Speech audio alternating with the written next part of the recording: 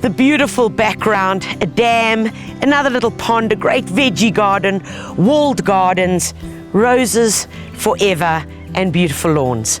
We have been incredibly spoilt. Today we're on the farm called Dromore, and it's owned by Debbie and Roland Miller. And they are dairy farmers, cattle farmers, sheep farmers, and great gardeners. I can't wait to get around it. Come with me, I got loads to show you, and I know you're going to be inspired. Although this garden is incredibly large, we still find that balance is brought into it.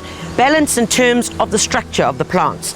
Here we've got a beautiful mini forest of some silver birches, and to my left, flanking it on the other side, which frames the main walkway going off the apex of the garden.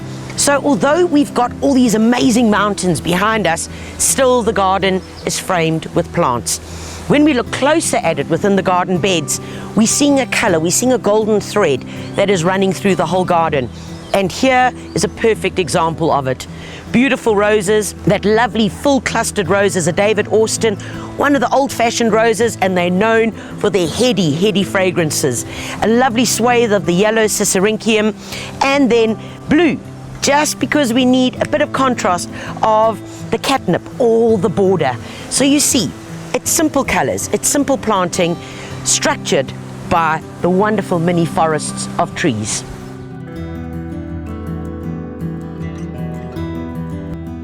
I'm always amazed when I see the simplest planting and how it comes together. And it's that simplicity that really has that whack, you know, that powerful impact. Here is a perfect example. Iceberg roses, bushes, just repeated all the way down. So we're getting that beautiful repetition. In between it, this amazing hebe. It's called Hebe pinquifolia or Sutherlandia. And then in between, little pops of blue, the little catnip coming out, looking gorgeous. And in between, the little daisy of erigeron. Now, in my mind, you could take these 4 plants and put them in any garden as a combination. You know, they don't have to be in a straight line. They could literally be in a small area of your garden. I just love it. It's such a classic combination.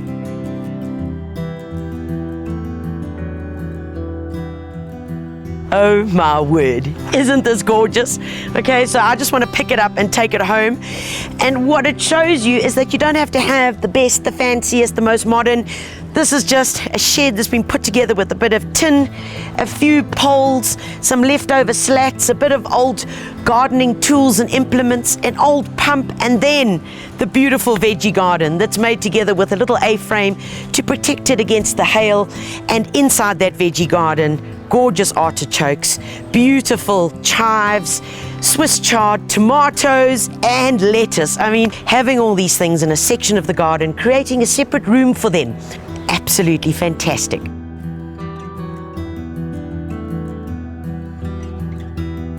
Leaving the full sun of the veggie garden, I'm walking through this beautiful A-framed, very long pergola that is just clustered in roses.